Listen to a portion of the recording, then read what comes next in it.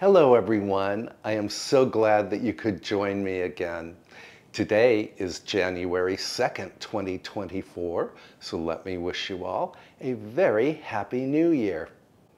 I have a lot of jobs I want to accomplish today, but before we get started on any of those jobs, I want to prepare the vegetables for tonight's dinner. I'm going to make a super simple and very delicious upside down skillet dinner.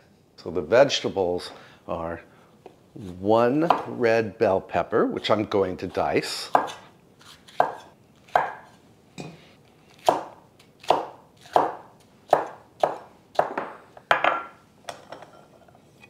In addition to the red bell pepper, I also need broccoli florets. I cut these the other day. And I need 1 cup worth of onion, either yellow, white, or red onion. This is the red onion that you and I grew together last spring and harvested. When did we harvest these? I think September.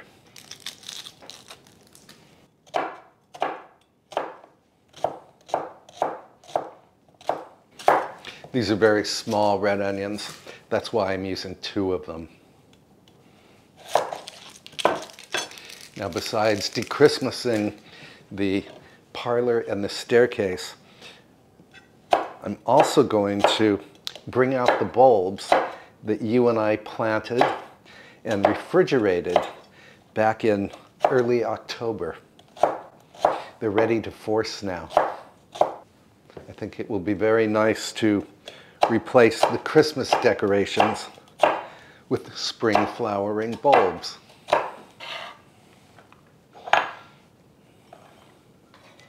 I'm just going to cut these florets into slightly smaller pieces. I love how each floret looks like a little tree. And there we are. I'm going to pop these into the refrigerator. Meanwhile, we can get started on our de-Christmasing project. I have enjoyed the evergreen Christmas decorations that you and I clipped from the garden for a full month. Now it is time to dismantle the works and to place them on the compost pile. As you can see, I have capable help for this de-Christmasing project.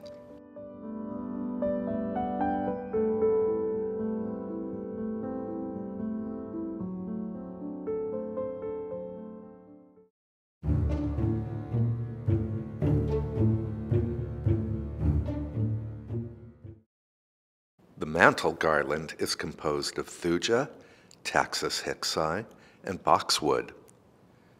It is ornamented with pine cones and holly from the garden, plus real fruit from the local supermarket. The fruit has held up surprisingly well. I only had to replace the grapes 1 time. Now the fruit will be turned into compost that will feed my garden in spring. On to the 9-foot-tall balsam fir in the parlor. This angel used to have wings until my beagle one year discovered the angel in my laundry room. She was in storage, the angel I mean, and my beagle saw the big feathered wings and thought this was a bird, so she chewed all the feathers and the wings off. So now she's just a doll. All of the ornaments hold fond memories for me. I store them carefully.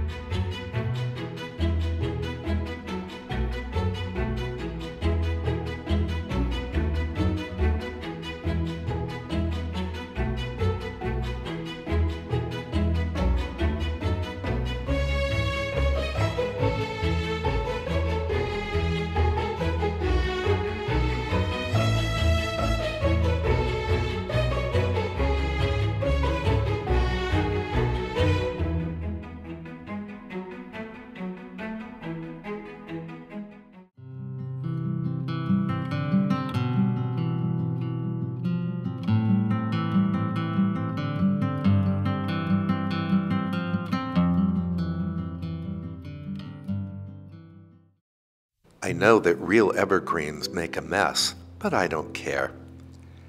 I think they look appropriate as Christmas decorations for this 200-year-old house. And it's easy enough to sweep up the fallen needles and then vacuum up whatever remains.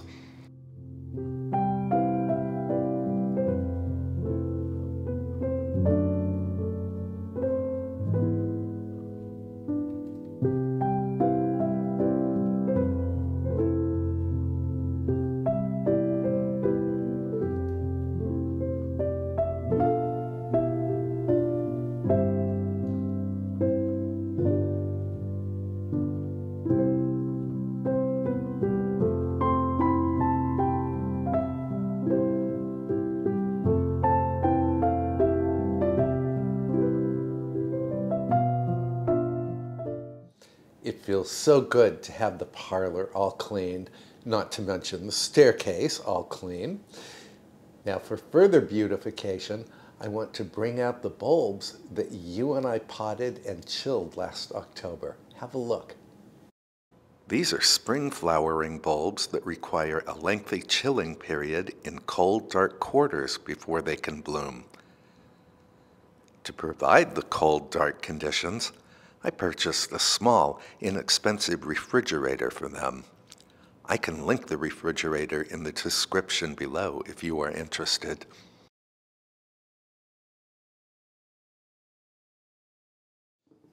So I have an assortment of hyacinths here. These are all Dutch bulbs, meaning they require about 12 weeks of cold, dark storage, in which time, if they're potted or vased, they will grow roots. This is, what is this? So this, I think, is grape hyacinth or muscari. I don't remember what this is. Maybe it's pushkinia.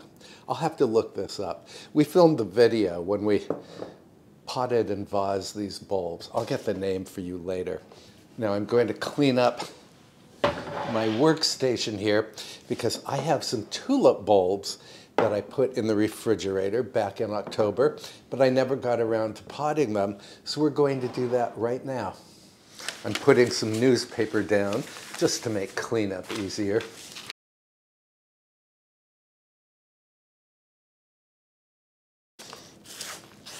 My bag had a hole in the side, so I now have a nice little mess on the floor to clean up later, but I don't mind.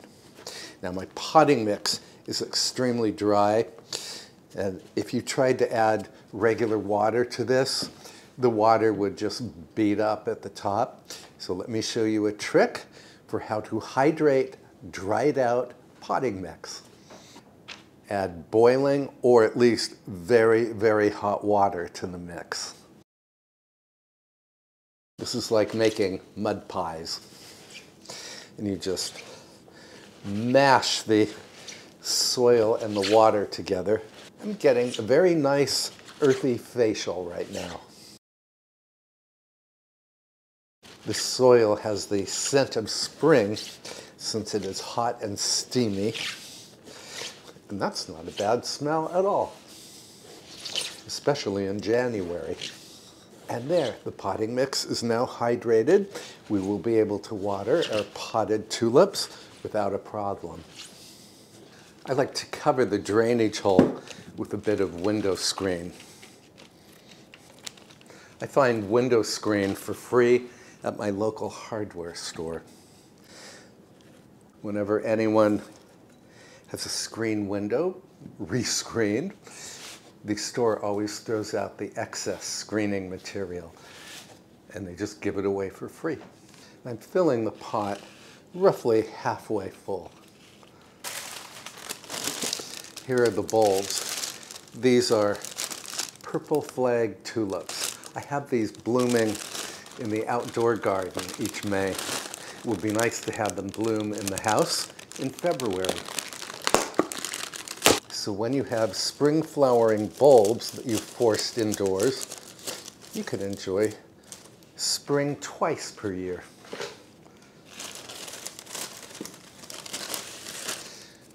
Of course, you want to plant the bulbs So the root end is down, that's the flat end of the bulb, and the pointed tip should be up.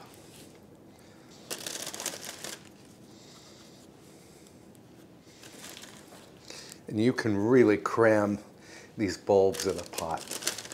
Don't worry about spacing. These bulbs were in the refrigerator for about 12 weeks, so they've already had their chilling period, just as they would have had I planted them outdoors. So I have 10 bulbs in here, and I'm going to cover them with an inch or two of potting mix. Then I'm going to knock the pot rather firmly against my workstation here, just to help settle the potting mix. I will pot the remaining tulip bulbs later. Here's a saucer for my pot. And I suddenly remembered the name of one of these little bulbs. These are minor bulbs. So the purple colored ones are called Sela, and they make beautiful bluish purple flowers. A lot of people plant these in their lawns. And this is the muscari, or grape hyacinth. I'm going to water the tulip bulbs in.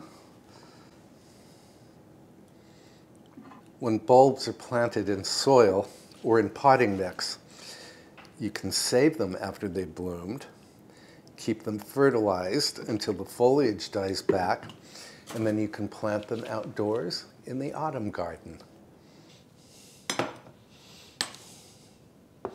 So you can see that the hyacinths have formed roots that are going into the water in the vase. And again, these have been chilling for about 12 weeks.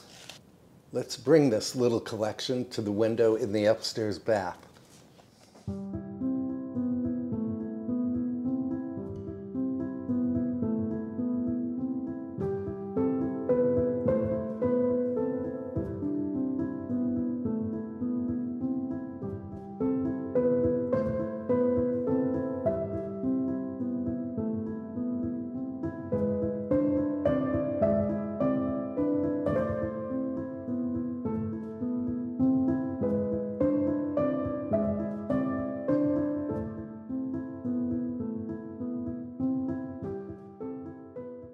So this is the window garden that you and I designed together back in October. I can't wait to show you this window in 3 to 4 weeks when the muscari, the Sela, and all of the hyacinths are in full fragrant bloom.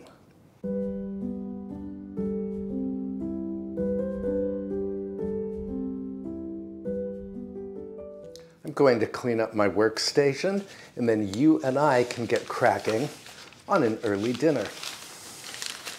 On to the dinner. Now my oven is preheating to 400 degrees Fahrenheit or 200 degrees Celsius.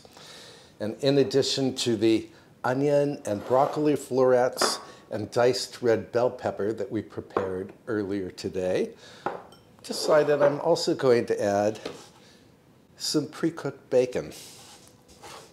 This is bacon that I cooked and then froze. It's very convenient to have cooked bacon in the freezer.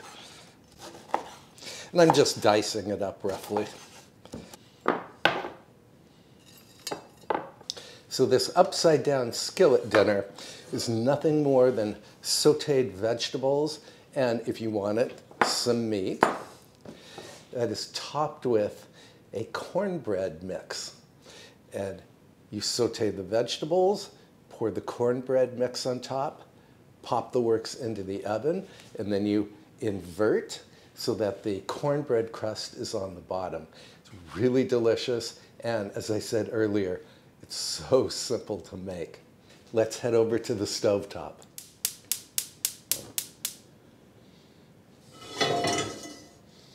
So I have my 10-inch diameter cast iron skillet here. You could use any 10-inch diameter skillet you like. Be sure to use an oven-proof skillet. I'm going to add a glug of oil. This is avocado oil. When the oil is warm, add the onion, the broccoli, the red bell pepper, and some seasonings. I'm adding a sprinkling each of kosher salt, grinds of black pepper. This is a pepper mill that one of my very kind viewers sent to me, and I really appreciate it. Some garlic powder, and for a little kick, some crushed red pepper flakes. Now cover the skillet, reduce the heat to low, and let the veggies sweat just until they're tender. That's going to take from 5 to 10 minutes. While the veggies are sauteing, I'm going to go ahead and make the cornbread topping, which does involve buttermilk. 2/3 cup or 118 mils. So I need 1 large egg. Just crack this into a medium-sized bowl. Add the buttermilk and whisk. Now I'm adding 8.5 ounces or 240 grams of this corn muffin or cornbread mix. You can use your own homemade cornbread if you like. Pour that right into the egg and buttermilk and whisk it in. I'm going to let this sit for about 5 minutes while I wait for the veggies to finish cooking. Veggies are ready. Let's head back to the cooktop. Veggies are definitely done. It's a nice colorful mixture. Now I'm going to sprinkle the top with the chopped bacon. You do not have to use any meat in this recipe. And on top of the bacon, I'm going to plop on the cornbread mixture.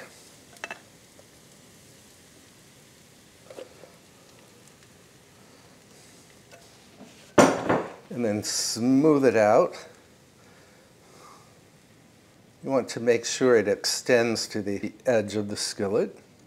And then into the oven it goes, uncovered, for 25 to 30 minutes.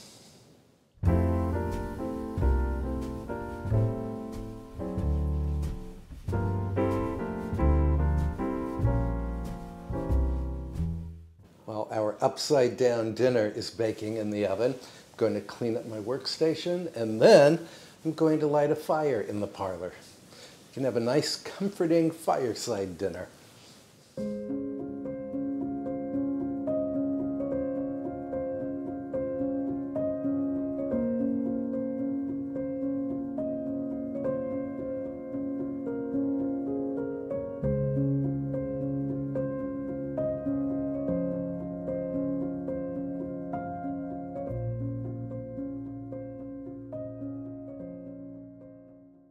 I cannot tell you how incredibly wonderful this smells. I'm going to run a knife along the outside edge of the pan. Then I'm going to let this cool for 5 minutes, and then we can unmold it. Okay, the moment of truth. I'm going to unmold this upside down dinner.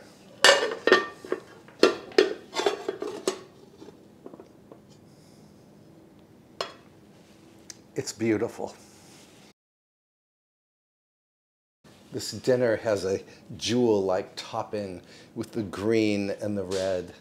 I'm going to transfer this to my wooden cutting board just for easier slicing. And while this was baking in the oven, I went ahead and prepared some baby arugula leaves, and I lightly dressed them with a raspberry vinaigrette.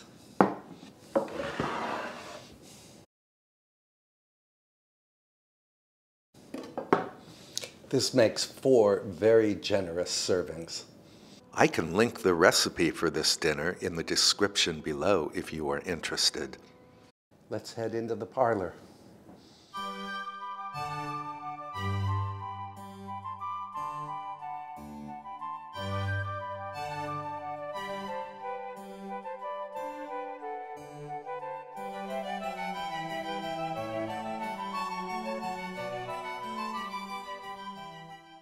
I cannot wait to tuck into this meal.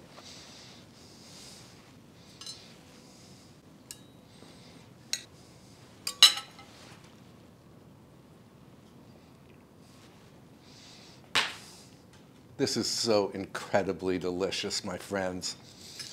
I love the cornbread. It's just slightly sweet, but it still has a very good corn flavor. And of course, the vegetables, they are flavored with the red chili flakes and the garlic powder and salt and pepper. They're just utter perfection. And again, the topping looks like a bunch of gemstones. So I hope you will give this upside down skillet dinner a try someday. It goes very well with a dry white wine. We certainly accomplished a lot today, and even though it was a lot of work, I found that work very relaxing, and it feels so good to have this parlor all cleaned up and ready for winter and then for spring. Thank you so much for hanging out with me today. I really appreciate your company, and I hope you will check in with me later this week because I am going to do another afternoon tea video. I can pop a couple of my other videos up here or up here that you can watch between now and my next upload. Until then, please take excellent care of yourself. I hope your new year is going very well, and I will see you in the next video. Chin chin.